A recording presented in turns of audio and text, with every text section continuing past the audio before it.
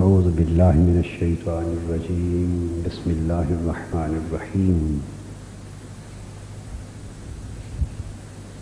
وَلِكُلٍّ دَرَجَاتٌ مِّمَّا عَمِلُوا وَلِيُوَفِّيَهُمْ أَعْمَالَهُمْ وَهُمْ لَا يُظْلَمُونَ صدق اللہ مولانا العظیم۔ محترم و معزز خواتین و حضرات، اللہ جل مجدہ کا شکر ہے جس کی توفیق اور فضل و کرم سے ہم اس مبارک دن میں یہاں جمع ہوئے۔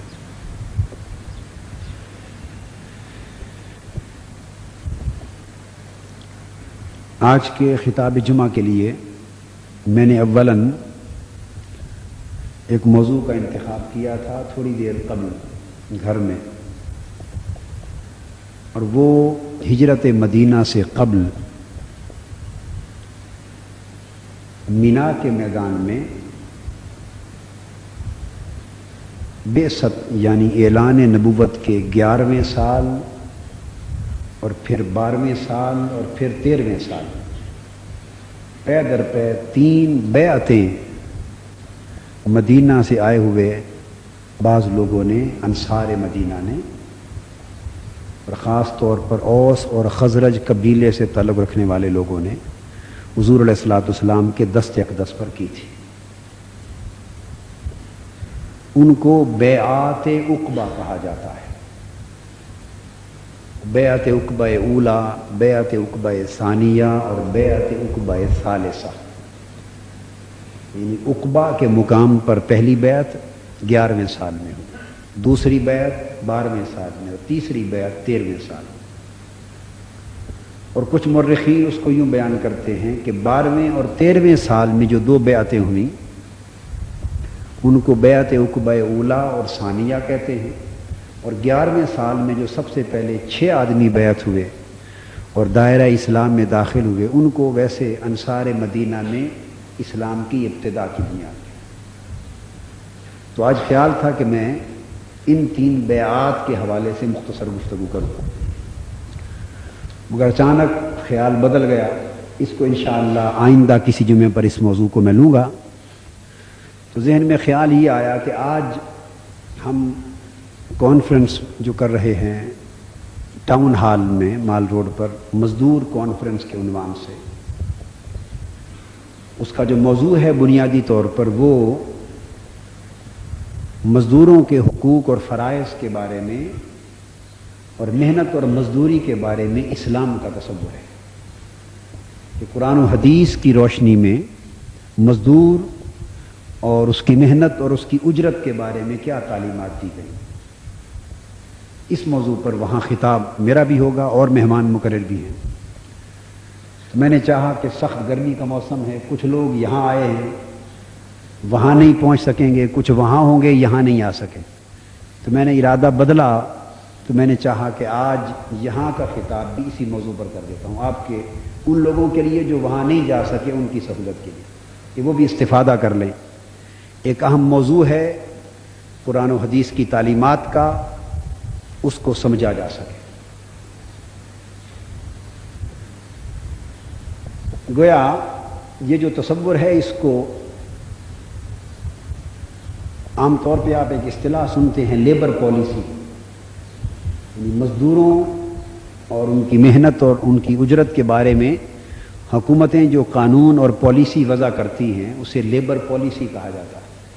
تو آپ یوں سمجھیں کہ یہ تصور قرآن و حدیث پر مبنی جو تصور آج میں پیش کر رہا ہوں یہ اسلامک لیبر پالیسی کی بنیاد ہے۔ یعنی اگر کوئی معاشرہ اسلامی معاشرہ ہو اور اسلامی ریاست کا قیام عمل میں آئے تو جو لیبر پالیسی وجود میں آئے گی وہ تو تفصیلات اور جزئیات پر مبنی ہوتی ہے، چھوٹی چھوٹی تفصیلات ہوتی ہیں، مگر اس کا جو بنیادی خاکہ ہے وہ اس تصور پر مبنی ہوگا۔ اس کے لیے میں نے قرآن مجید کی ایک آیہ کریمہ کے چند الفاظ تلاوت کیے۔ ان الفاظ آیت قرآنی کا معنی یہ ہے وَلِكُلٍّ دَرَجَاتٌ مِّمَّا عَمِلُوا۔ ہمارے ایک نہایت ہی محترم اور مکرم مہمان حضرت علامہ مفتی عبدالقوی صاحب ملتان سے تشریف لائے ہوئے ہیں۔ ابھی میں ان سے ملا تھا، آپ نے دیکھا، زیارت کی۔ یہ ہمارے حضرت مفتی عبدالقوی صاحب بڑے نیک اور صالح علماء میں سے ہیں، باعمل علماء میں سے، یعنی آج کے زمانے میں یہ بات بتانا ضروری ہو گیا ہے، کیونکہ علماء میں باعمل بہت کم ملتے ہیں۔ اللہ پاک ہمارے حال پہ اور اس امت کے حال پہ رحم فرمائے۔ یعنی علم اور عمل آج کل جمع نہیں ہو رہا، عمل ہے تو علم نہیں ہے، اور علم ہے تو عمل نہیں ہے۔ اور یہ ایک خوش آئند بات ہے کہ ان کی اور میری پاکستان میں بہت کم ملاقات ہوتی ہے، اکثر حرم کعبہ میں ملاقات ہوتی ہے۔ یعنی عجیب اتفاق ہے کہ جب کبھی میں حاضری کے لیے وہاں جاتا ہوں، اتفاق سے انہی تاریخوں میں یہ بھی یہاں وہاں حاضر ہوئے ہوتے ہیں، اور حرم کعبہ میں ہماری اکثر ملاقات ہو جاتی ہے۔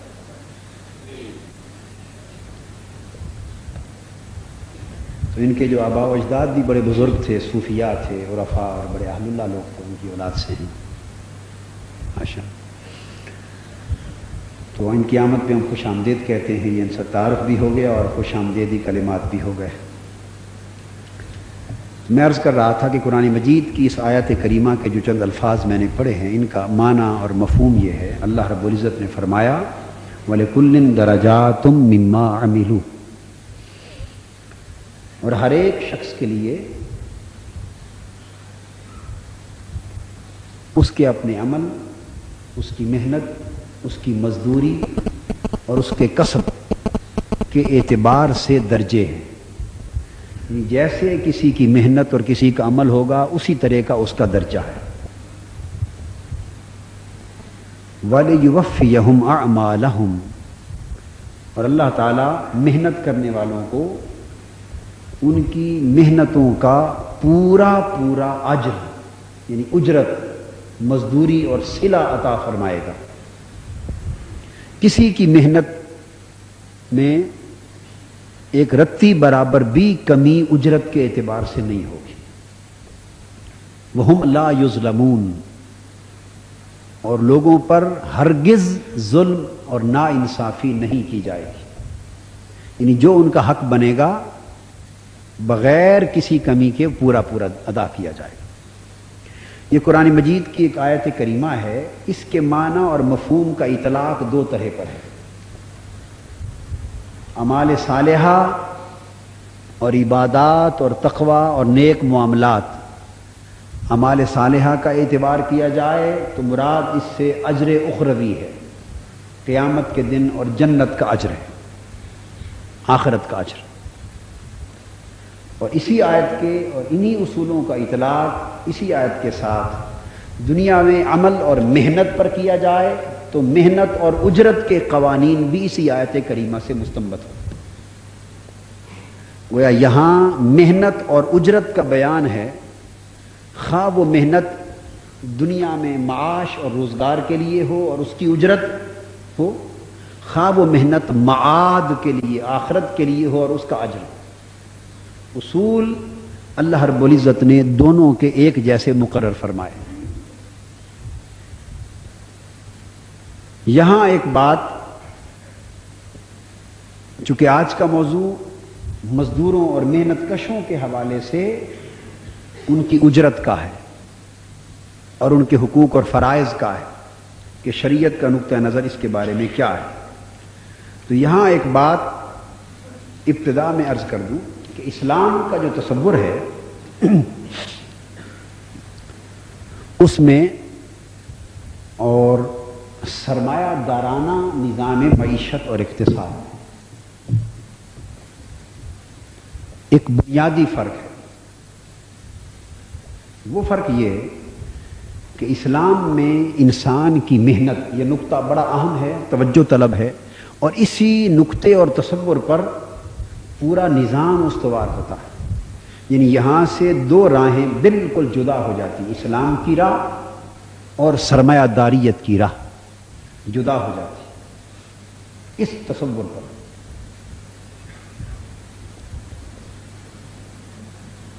اسلام میں انسان کی محنت خریدنی اور فروختنی جنس نہیں ہے.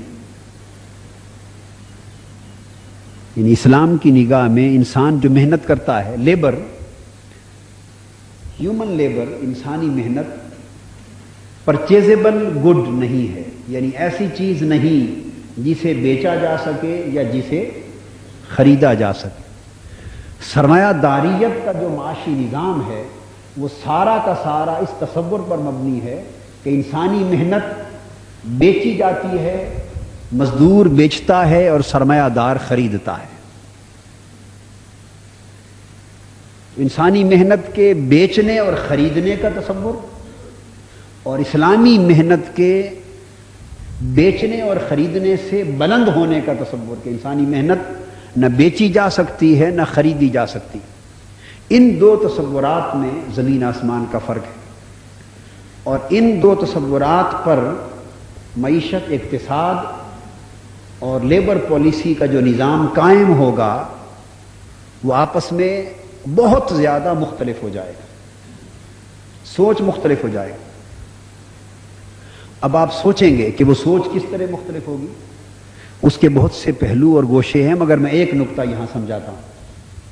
سوچ یوں مختلف ہو جائے گی کہ جو شخص انسانی محنت کو ایک جنس سمجھے گا خریدی جانے والی، تو اس کی نفسیات اور پھر اس نظام کی نفسیات یہ ہوگی کہ زیادہ سے زیادہ انسانی محنت اور کم سے کم اجرت.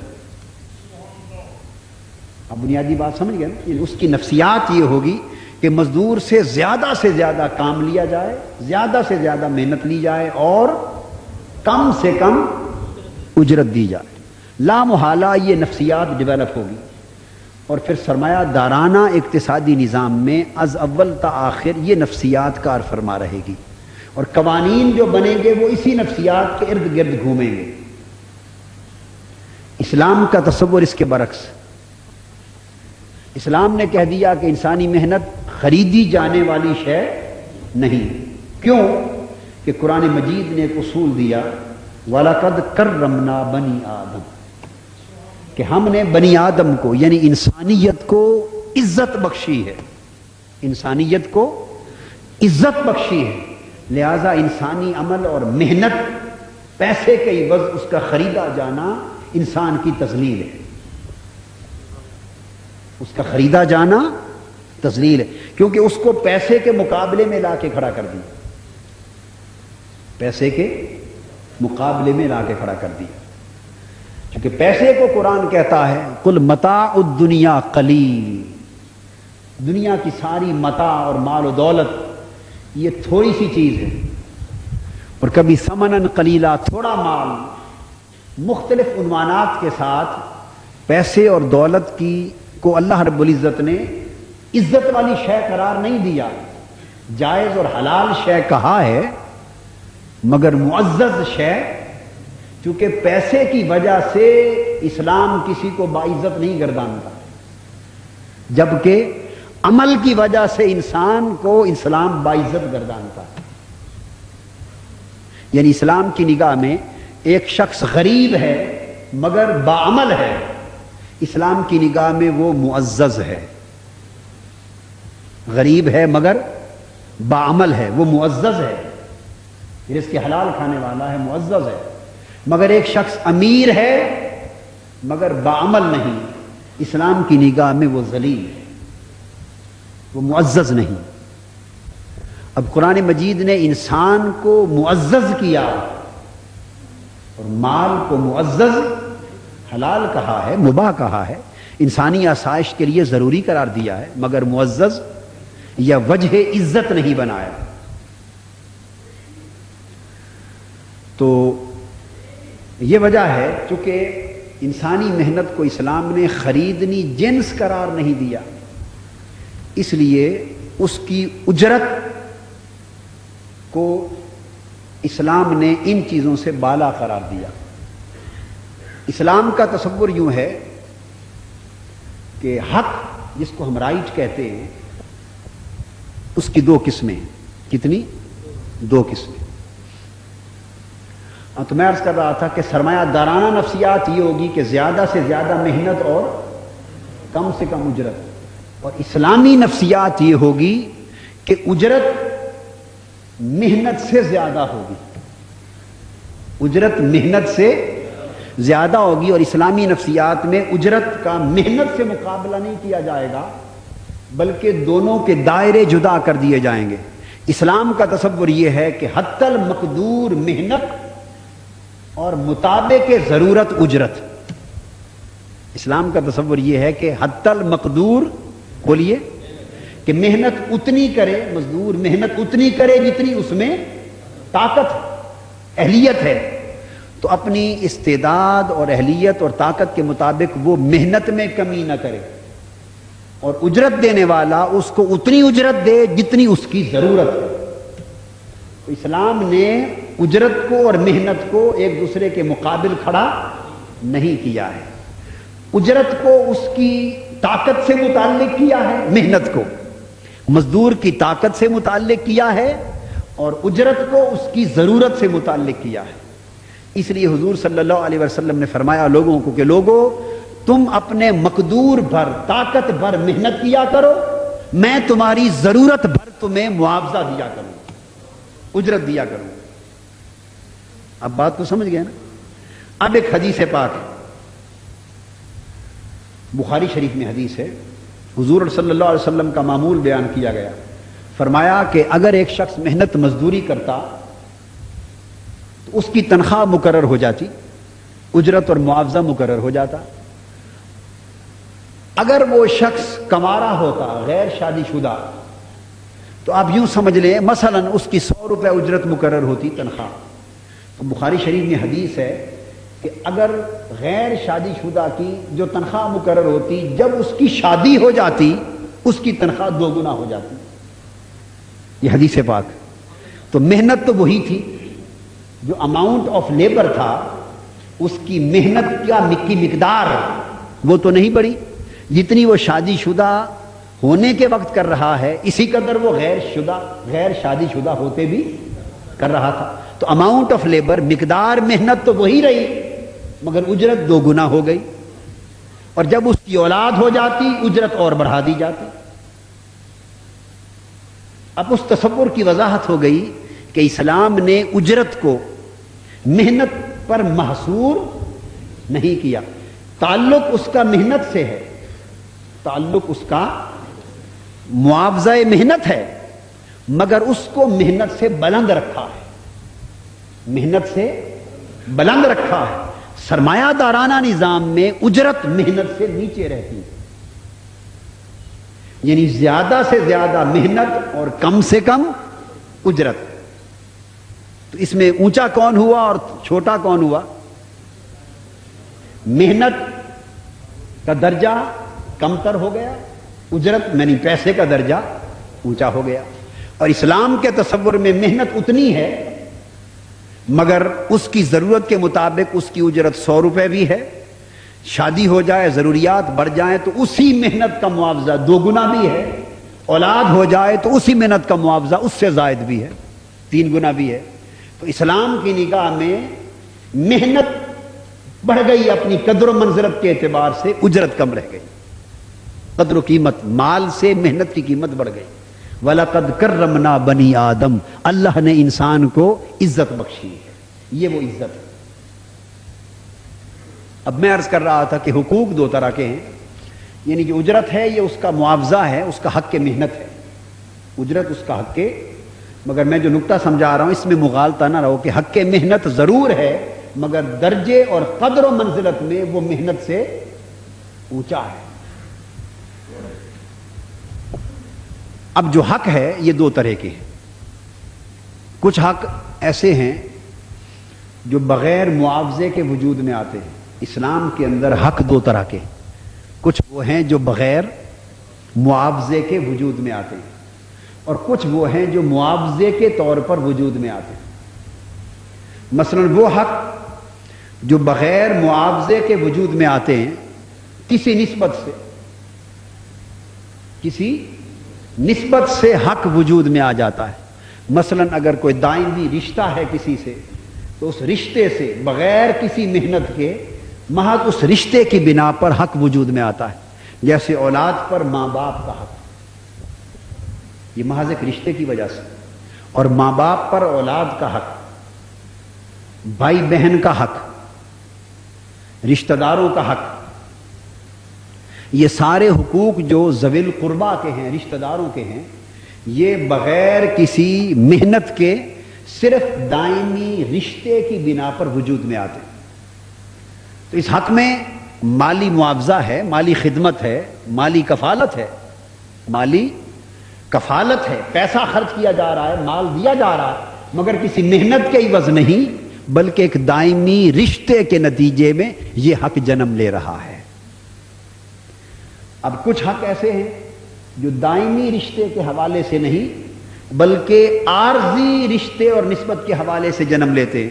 عارضی، مثلا پڑوسی کا حق. اب پڑوسی کے ساتھ کوئی خونی رشتہ نہیں، ایک پڑوس ہے، خدا جانے کتنا عرصہ پڑوس رہے مگر اس کا حق ہو گیا. حتیٰ کہ صحابہ کرام فرماتے ہیں پڑوسی کا اتنا حق حضور علیہ السلام نے بیان فرمایا کہ ہمیں یہ اندیشہ ہو گیا کہ کہیں وراثت میں بھی پڑوسی کا حق نہ ہو، وراثت میں بھی پڑوسی کا حق نہ ہو. تو پڑوسی کا حق یہ ایک عارضی رشتہ ہے. ہم سفر کا، مسافر کا حق، ہم سفری کی اس کا بھی حق بن گیا. ہم جماعت کا حق، ہم پیشہ کا حق، اس کا بھی حق اسلام تسلیم کرتا ہے. یعنی اسلام کا نظام الحقوق ہے. اس طرح ایک احسان کے بدلے حل جزاء الاحسان الا الاحسان، اس سے بھی حق جنم لیتے ہیں. مثلا شیخ کا، پیر و مرشد کا حق، استاذ کا حق، رہبر قائد رہنما کا حق، محسن کا حق، معالج کا حق، مربی کا حق. تو وہ جو احسان مختلف صورتوں میں ایک انسان دوسرے احسان پر کرتا ہے انسان پر، اس سے بھی اس کی زندگی میں دائمی حق جنم لے لیتے. تو ان حقوق کے طور پر بھی انسان کفالت کرتا ہے. اور ایک شکل حق کی اسلام کے کیا ہے؟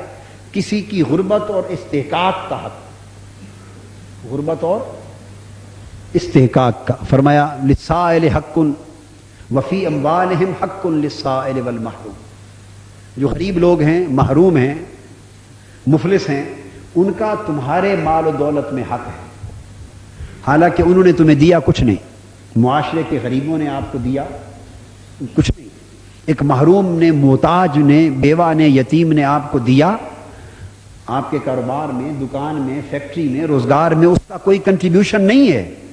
مگر وفی اموالکم حق للسائل والمحروم، فرمایا مال تمہارے ہیں مگر معاشرے میں جو غریب اور محروم لوگ ہیں تمہارے مال میں اللہ نے ان کا حق رکھا. جو زکوٰۃ دی جاتی ہے، صدقات دیے جاتے ہیں، فطر دیا جاتا ہے، اور علاوہ اس کے خیرات دی جاتی ہے، اور کسی کی مالی کفالت میں مال خرچ کیا جاتا ہے، یہ بغیر کسی نسبت، بغیر کسی رشتے، بغیر کسی احسان، بغیر کسی نسبت کے معاوضے کے، فقط اس وجہ سے کفالت کی ذمہ داری اٹھائی جاتی ہے کہ اللہ نے ان کی غربت کو آپ کے لیے ایک حق کی بنیاد بنا دیا ہے. ان کی غربت آپ کے لیے وجہ استحقاق ہو گئی، آپ پر ان کا استحقاق قائم ہو گیا. اب جو نقطہ سمجھنے والا ہے وہ یہ کہ آپ اندازہ کریں کہ وہ لوگ جنہوں نے آپ کے مال کے لیے کوئی محنت نہیں کی، آپ کے مال کے لیے کوئی، آپ مال کما رہے ہیں، آپ کی دکان ہے، آپ کی انڈسٹری ہے، بزنس ہے، ٹریڈ ہے، فیکٹری ہے، کچھ بھی ہے، جو مال آپ کما رہے ہیں اس میں ان طبقات کا کوئی دخل، اور جن لوگوں نے آپ کے مال اور کمائی میں کوئی کنٹریبیوشن نہیں کیا، کوئی محنت نہیں کی، کوئی دخل نہیں دیا، ان کا کوئی عمل نہیں ہے، جب اسلام ان کے حق شریعت کی روح سے آپ پر فرض قرار دیتا ہے تو وہ مزدور اور محنت کش لوگ جو آپ کی کمائی میں حصہ دے رہے ہیں، جن کا خون، جن کا پسینہ، دن رات کی محنت آپ کی کمائی کا سبب بن رہی ہے، آپ کا مال جن کی محنت کے ساتھ کمایا جا رہا ہے، جو آپ کی کمائی میں آپ کے ساتھ ساتھ شریک ہو رہے ہیں، ان کا آپ کی کمائی اور مال و دولت میں کتنا حق ہوگا. یعنی جن لوگوں کا اللہ پاک نے، یہ ہے اس دراصل جو میں نے حقوق کی تقسیم سمجھا، اس کا فلسفہ یہ کہ وہ اسلام جس نے کسی کی محنت کے بغیر محض بعض نسبتوں کی وجہ سے ان کا حق آپ کے مال میں رکھ دیا ہے، تو اس اسلام کی نگاہ میں ان لوگوں کے حق کا عالم کیا ہوگا کہ جو آپ کی کمائی کا سبب بن رہے ہیں۔ کمائی میں 3 ایلیمنٹ یعنی 3 عوامل ہوتے ہیں، بولیے کتنے؟ 3 عوامل ہوتے ہیں، ایک کیپٹل، ایک سکل، ایک لیبر۔ چودھری شریف صاحب یہ 3 ہوتے ہیں نا، یہ ماہرین اقتصادیات ہیں ہمارے اکانومسٹ، یعنی 3 عوامل ہیں جن سے مال کمایا جاتا ہے۔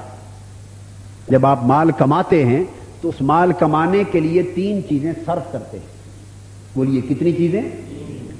ایک آپ ہنر صرف کرتے ہیں، سکل ہونا چاہیے، کوئی ہنر ہوگا تو مال کمایا جائے گا۔ نمبر 2، آپ ہنر کے ساتھ مال کمانے کے لیے مال لگاتے ہیں، پیسہ کمانے کے لیے پیسہ خرچ کرتے ہیں۔ چودھری ریاض صاحب بتائیں گے، خرچ کرتے ہیں نا جی، پیسہ کمانے کے لیے پیسہ لگانا پڑتا ہے، اور پیسہ کمانے کے لیے ہنر لگانا پڑتا ہے، اور تیسرا پیسہ کمانے کے لیے محنت صرف ہوتی ہے۔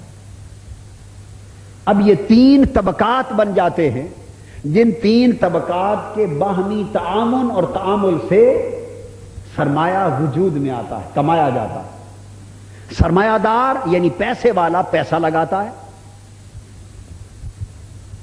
انجینئر ٹیکنالوجی رکھنے والا، انجینئرنگ رکھنے والا، ماہر، اسپیشلسٹ، مختلف جس شعبے میں آپ کام کر رہے ہیں اس کا جو ہنر رکھنے والا ہے ٹیکنوکریٹ، وہ اپنا ہنر ساری زندگی 16 20 سال پڑھتا ہے، خرچ کرتا ہے، امریکہ جاتا ہے، یورپ جاتا ہے، ڈگریاں لے کے آتا ہے، فن سیکھتا ہے، محنت کرتا ہے زندگی میں، تو وہ فن اس کا ہنر ہے، تو آپ اس کا ہنر لگاتے ہیں۔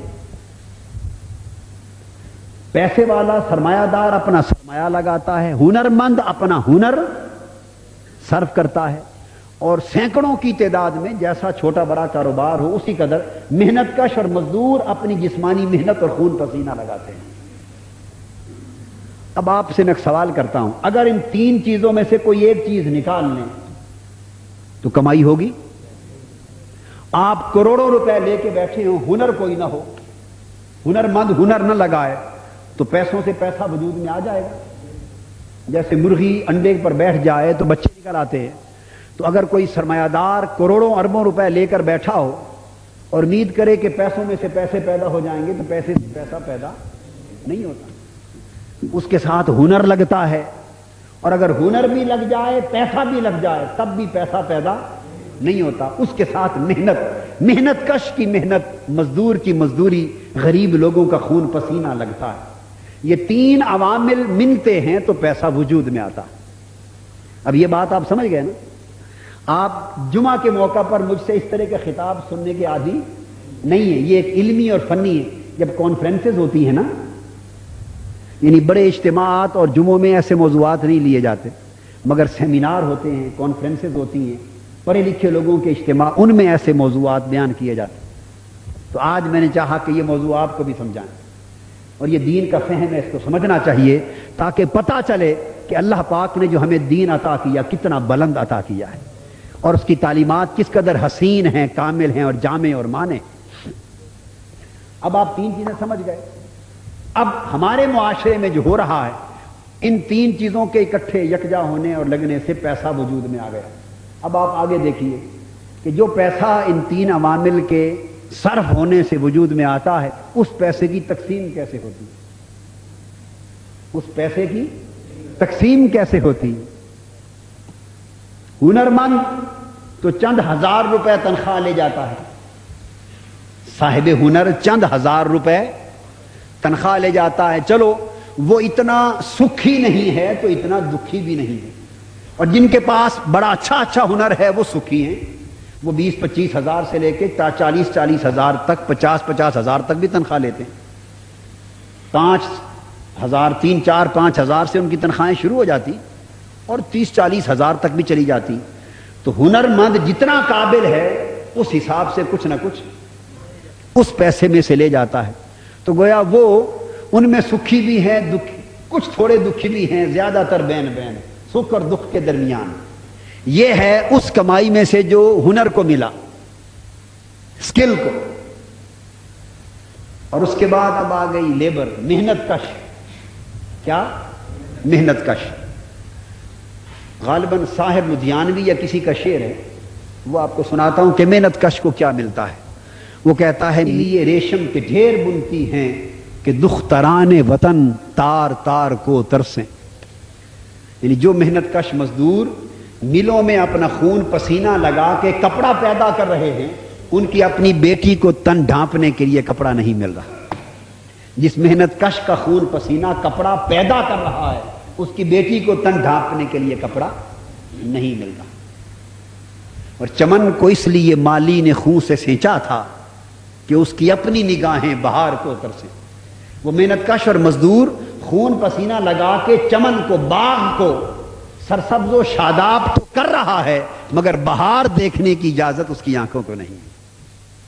وہ بہار کسی اور کے لیے لگا رہا ہے، خود تو وہ خزاں میں ہی رہ رہا ہے. تو محنت کش اور مزدور کو نہ اس سے کپڑا تن ڈھانپنے کی ضرورت کی کفالت کرنے والا ملتا، نہ خوراک جسمانی ضرورت کی کفالت کے لیے ملتی، نہ رہائش اس کو ملتی ہے اس کی محنت کے عوض، نہ اس کو اور اس کی اولاد کو پراپر تعلیم ملتی ہے، اور بیمار ہو جائے تو نہ پراپر علاج ملتا. اس کو جو بنیادی انسان کی ضرورتیں ہیں وہ بھی پوری نہیں ہوتی. نتیجہ کیا ہے؟ وہ ایک مستقل پریشانی اور مستقل الجھن اور انتشار میں مبتلا رہتا. اور آپ کہیں گے کہ تنخواہ تو مل جاتی ہے اس کو. اب اس کے عوض تیسرا حصہ دار تھا سرمایہ دار، جس نے مل لگائی. اور ہمارے معاشرے کی حالت کیا ہے کہ جو مل لگانے والا، جس نے سرمایہ لگایا، میں نے آپ کو بلا سود اسلامی نظام بینکاری کے تحت یہ نقطہ سمجھایا تھا کہ وہ 1 روپیہ بھی اپنی جیب سے نہیں لگا رہا. وہ جو سرمایہ لگا رہا ہے وہ بھی اسی قوم کا ہے جو بینک سے قرض لے کر لگا رہا ہے. قرضے کس لیے؟ ملیں لگاتے ہیں، بینکوں سے قرضہ لیتے جا رہے ہیں، ملیں لگاتے جا رہے ہیں، اپنا سرمایہ 1 روپیہ بھی نہیں لگتا. علامہ اقبال نے اس لیے کہا کہ مکر کی چالوں سے بازی لے گیا سرمایہ دار، اور انتہائے سادگی سے کھا گیا مزدور ماں. وہ مزدور کل بھی بے وقوف تھا، آج بھی بے وقوف ہے. کل بھی وہ سیاست کرنے والوں کے نعروں میں آ کر سڑکوں پر جلوس نکال کے انہیں کامیاب کرتا تھا، اور کامیاب ہونے والے ان کے صرف خون پسینے کے نعرے کو اپنی سیاست کے لیے استعمال کرتے. نہ کل اس مزدور کو کچھ ملا تھا، نہ آج ملا ہے، وہ صرف استعمال ہو رہا ہے. انتہائے سادگی سے کھا گیا مزدور بات. تو بینک سے سرمایہ لے کر جو لگتا ہے، وہ اسی سرمایے سے وہ کروڑوں اربوں روپے کی جائیدادیں بناتا چلا جاتا. تو گویا سارا کمائی سرمایہ دار کی جیب میں گئی، کچھ تھوڑی معقول تنخواہ ہنر والے کے پاس گئی، محنت کش مزدور تھوڑی سی تنخواہ پر عمر بھر پریشان حال رہا. اسلام کا تصور محنت اور اجرت کا یہ ہے، اگر اسلامی معاشرہ ہوتا، اسلامی معاشرہ، تو یہ جو دولت اور کمائی پیدا ہو رہی تھی اس کی منصفانہ تقسیم ہوتی. یہ ہے بنیادی تصور جو سمجھانا چاہتا ہوں. یعنی سرمایہ لگانے والا کہ اس نے اپنا سرمایہ کتنا لگایا، ہنر دینے والا اس کا ہنر کتنا ہے، محنت کش مزدوری کرنے والا اس کی محنت کتنی ہے، اور پھر جو مکمل سرمایہ، ان 3 عوامل کے اکٹھا وجود میں آنے سے جو سرمایہ تخلیق ہوتا، اس سرمایہ کی تقسیم ان تینوں طبقوں میں پھر انصاف کے ساتھ ہوتی، عدل کے ساتھ ہوتی. اس طرح عدل کے ساتھ ہوتی کہ ہم لا یظلمون، ہر ایک کی ضروریات کی کفالت ہو جاتی اور کسی پر ظلم نہ ہوتا، کسی پر ظلم نہ ہوتا. اس کی زندگی کی تمام بنیادی ضرورتوں کی کفالت ہوتی.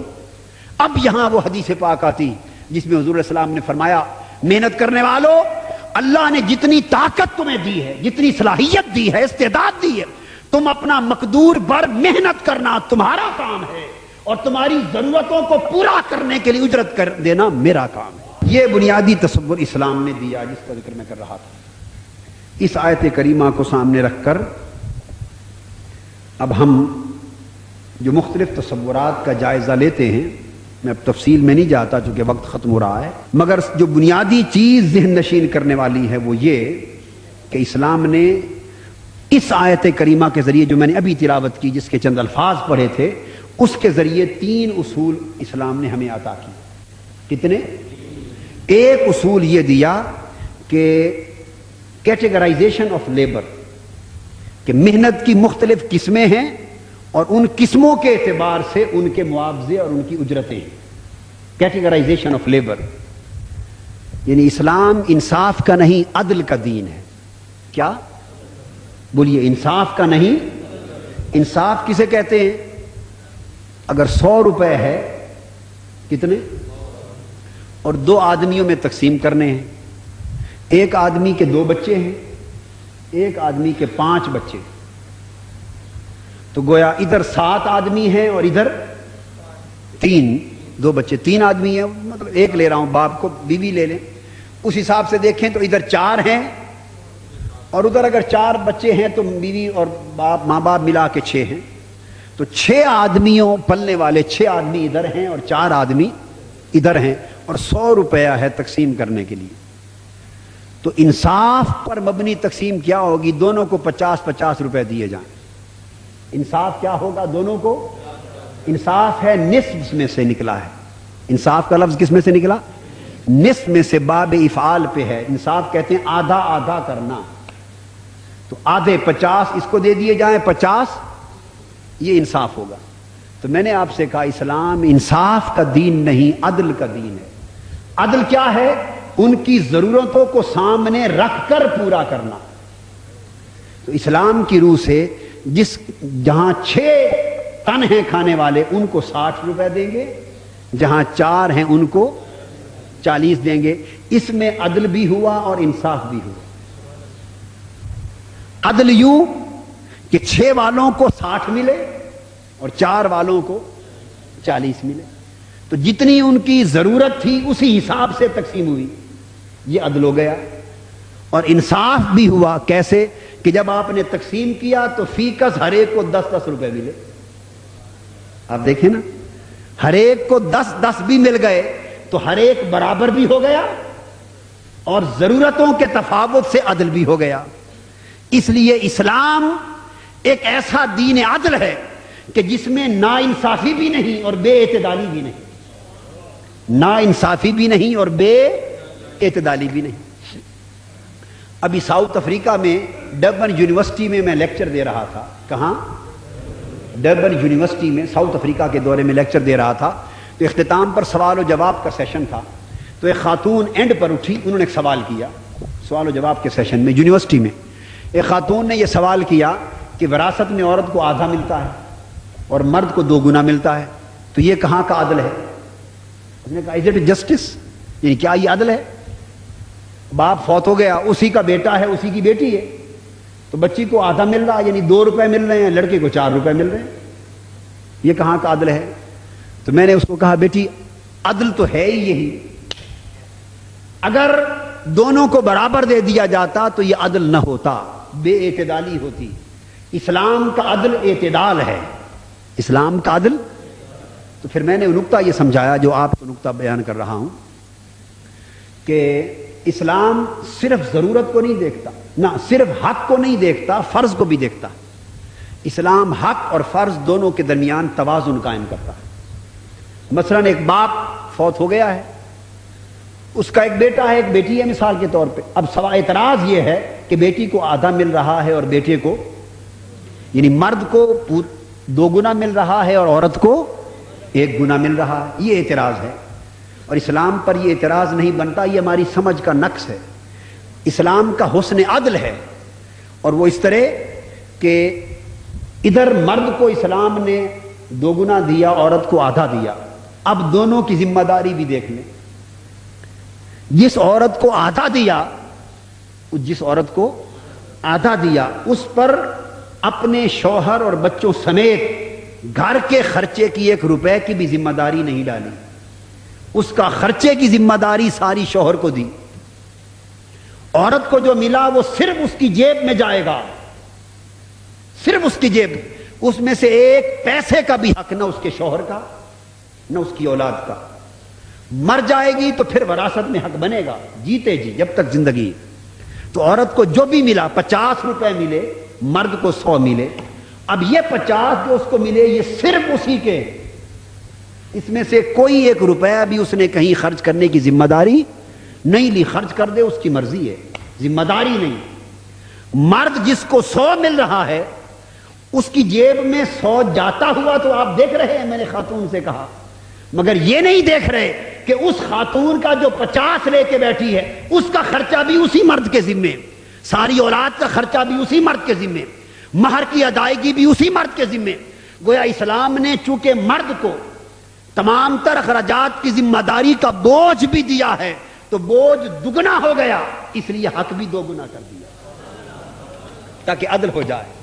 عورت پر ذمہ داری آدھی رہ گئی، ذمہ داری آدھی کیا یعنی اپنے وجود کی بھی نہیں اور اوروں کے بھی نہیں، مہر شوہر سے لینا، نان نفقہ سکنا شوہر سے لینا، اگر ملازم بھی ہے تو جتنا کمائے گی اس کا اپنا ہے، جتنا کمائے گی اس کا، شوہر کا 1 روپیہ بھی حق نہیں ہے، دینا چاہے اس کی مرضی، نہ دے عذرو شرع عذرو قانون اس پر، مگر مرد کما کے لائے تو عورت کا حصہ، عورت کما کے لائے تو مرد کا، تو عورت جس کو آدھی وراثت دی ہے اس کی ذمہ داری بھی آدھی کیا ہے، اس پر رکھی نہیں سرے سے، تو جس پر ذمہ داری ہے ہی نہیں اسے 50 روپے دے رہے ہیں، اور جس پر ساری ذمہ داریاں ہیں اس کو 100 نہ دے تو کیا دے۔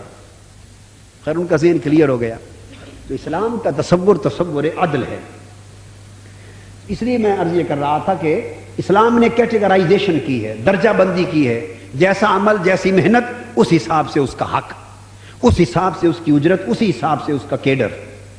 اور دوسرا وَلِيُوَفِّيَهُمْ أَعْمَالَهُمْ، پورا پورا اجر دینا، اکویٹیبل اور آنریبل ویجز کا تصور ہے، باعزت اور عادلانہ معاوضے دیے جائے، پورا پورا اجر دیا جائے اور باعزت اجر دیا جائے۔ میں باقی آیتیں اور حدیثیں چونکہ اب کوٹ نہیں کر رہا، وقت ختم ہو رہا ہے نا، اس لیے صرف تصور اب دے رہا ہوں۔ 3 چیزیں عرض کر کے چونکہ اب دوسری پہ ہم بات ختم کر دیں گے۔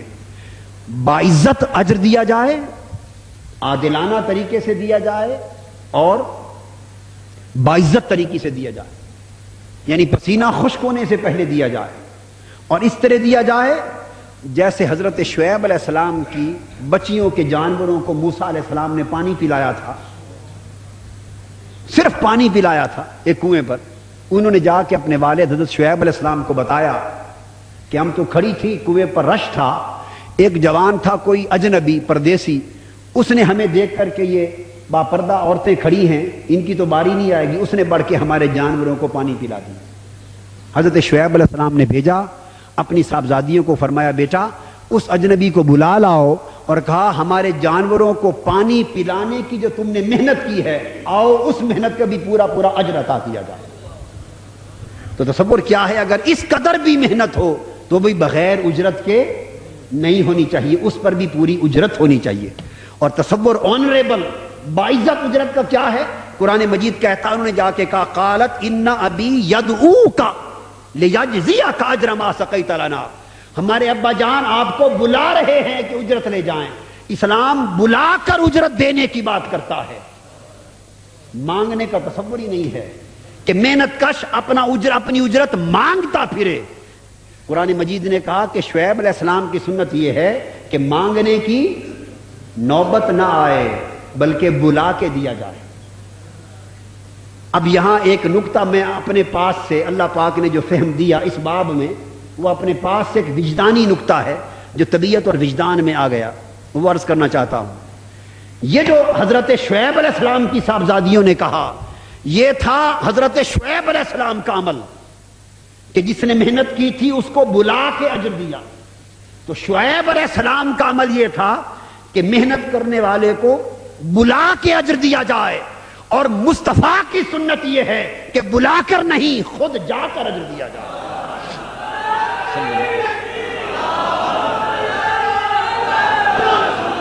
وہ پہلے دور کے انبیاء تھے کہ بلا کر اجر دیا، اور مصطفیٰ نے کیا فرمایا؟ حدیث پاک ہے، فرمایا اوت الاجیر قبل ان یجف عرقہ، کہ بلا کر بھی نہیں، جا کر اجر دو، اور اتنا جلدی جا کر دو کہ اس کا پسینہ خشک بھی نہ ہوا ہو کہ اس کی جھولی میں اجرت ڈال دو۔ آنریبل ویجز جا کر دیا جائے۔ تو اسلام نے ایک تصور دیا ہے تاکہ محنت کش اور مزدور کی عزت معاشرے میں ہو۔ اور تیسرا نقطہ جو اس میں ہے وہم لا یظلمون، اور ان پر ظلم نہیں کیا جائے گا۔ یہ prohibition of injustice, prohibition of inhuman treatment, prohibition of indecency, of cruelty. معمولی سا بھی جو ظلم ہے اور جبر ہے اور غیر انسانی سلوک ہے، حتیٰ کہ ہلکی سی گالی دینا بھی اپنے محنت کش اور مزدور کے لیے حرام۔ تو جو لوگ اپنے محنت کشوں، مزدوروں اور ملازموں کو سوائے گالی گلوچ کے بات ہی نہیں کرتے، انہوں نے باقی معاشرے کے ساتھ کیا عمل کرنا؟ اسلام نے کہا کسی کے ساتھ ادنا سا بھی جبر اور ظلم اپنے زیر دست کے ساتھ نہ کیا جائے۔ اور حدیث پاک نے جو معیار قائم کیا وہ کیا ہے؟ صحیح بخاری اور صحیح مسلم میں حضور صلی اللہ علیہ وسلم نے فرمایا فمن کان اخوہ تحت یدیہ فلیطعمہ مما یاکل ولیلبسہ مما یلبس ولا تکلفوہم ما یغلبہم فَإِن كَلَّفْتُمُوهُمْ فَأَعْيِنُوهُمْ۔ فرمایا کہ اگر اللہ نے کوئی شخص تمہارے زیر دست بنا دیا ہے، یعنی تمہارا ملازم بنا دیا ہے، محنت کش ہے، مزدور ہے، نوکر ہے، ملازم ہے، غلام ہے، یعنی جس کے ذمے تمہارا کام کرنا اور تمہارے ذمے اس کو اجرت دینا، تو اللہ نے جسے تمہارے زیر دست کر دیا ہے، فرمایا سن لو اس کا حق یہ ہے کہ جہاں سے تم کھاؤ وہی کچھ اور وہاں سے اس کو کھلاؤ، جو تم پہنو وہ اس کو پہناؤ، اور اس کو ایسی تکلیف نہ دو جو اسے بوجھ دے، اسے دبا دے اور اسے مغلوب کر دے، یعنی فورسڈ لیبر نہ ہو، اسے تکلیف نہ دی جائے، اور اگر اسے زیادہ کام دو تو خود ہاتھ بٹاؤ، اگر زیادہ کام دو تو خود ہاتھ بٹاؤ، یا زیادہ کام دو تو اس کی زیادہ مدد کرو، یعنی اگر اوور ٹائم لو تو ایکسٹرا ویجز دو۔ یہ ایکسٹرا ویجز کا تصور قرآن سے ہے، فورسڈ لیبر، جبری مشقت کی نفی کا تصور حدیث اور قرآن سے۔ تو اختتامی بات لب لباب یہ ہوا کہ آج UN کے چارٹر دیکھ لیں، اور اشتراکی دنیا نے مزدوروں کے حقوق کا جو نظام وضع کیا، اور جس پر اشتراکیت کو فخر ہے، سوشلسٹوں کو فخر ہے کہ ہم نے مزدوروں کے حقوق کا علم بلند کیا، یا UNO جو یہ کہتا ہے کہ مزدوروں کے اور بنیادی انسانی حقوق کا ہم نے تعین کیا۔ حق یہ ہے کہ اگر قرآن اور حدیث پر نظر ہو تو 1400 سال بیت جانے کے باوجود UNO سے لے کر ماسکو تک دنیا کا کوئی نظام مزدوروں کے حقوق کا وہ عظیم تصور آج تک پیش نہیں کر سکا جو بہتر اور حسین اور عظیم تصور 1400 سال قبل مدینہ پاک سے جاری ہو چکا ہے۔ جو آقا دو جہاں صلی اللہ علیہ وسلم نے چارٹر آف مدینہ جو جاری فرمایا تھا قرآن و سنت کی روشنی میں، اس سے بہتر تصور مزدوروں اور انسانوں کے حقوق کا آج تک دنیا پیش نہیں کر سکی۔ مگر فرق کیا ہے؟ فرق صرف یہ رہ گیا ہے کہ آج کا مسلمان اسلام کے دیے ہوئے چارٹر کو چاہتا ہے کہ صرف مسجد میں بیان کیا جائے، اس کو نظام میں نہ بدلا جائے۔ نظام وہی امریکہ کا چلے، نظام وہی روس کا چلے، نظام وہی سرمایہ داروں کا چلے، یا نظام وہی روسی اشتراکیوں کا چلے۔ آج کا مسلمان اسلام کا واس چاہتا ہے، نظام کفر کا چاہتا ہے۔ آج کا مسلمان مسجد اسلام کیا چاہتا ہے؟ فقط بولیے، فقط واز تک، کہ مسجد میں واز تو مکہ اور مدینہ والے نظام کا رہے، مگر جب اپنے ملک میں نظام رائج کرنے کی بات ہو تو مسلمان نظام کفر کو ووٹ دیتا ہے، نظام کفر کو ووٹ دیتا ہے، اسلام کا واز سنتا ہے، کفر کی تائید کرتا ہے۔ اس تضاد نے، قول اور فعل اور ظاہر و باطن کے تضاد نے امت مسلمہ کو تباہی کے دہانے پہنچا دیا۔ اگر ہم اس تباہی اور ہلاکت سے بچنا چاہتے ہیں تو دوستو ایک ہی راستہ ہے، وہ یہ کہ جس قرآن و حدیث اور جس اسلام اور جس چارٹر آف مدینہ، مدینہ پاک کے جاری کردہ جس نظام کا واز مسجد میں ہوتا ہے، وہی واز ہماری دھرتی اور ملک کا نظام بن جائے۔ اگر ہم اسے نظام بنانے کی فکر کریں اور اس کے لیے سربکف ہوں اور جد و جہد کریں تو امت مسلمہ تباہی کے ان گڑھوں سے آج پھر نکل سکتی۔ اللہ پاک حضور علیہ السلام کے نالین پاک کے صدقے ہمارے حال پر رحم فرمائے۔ وما علینا الا البلاغ۔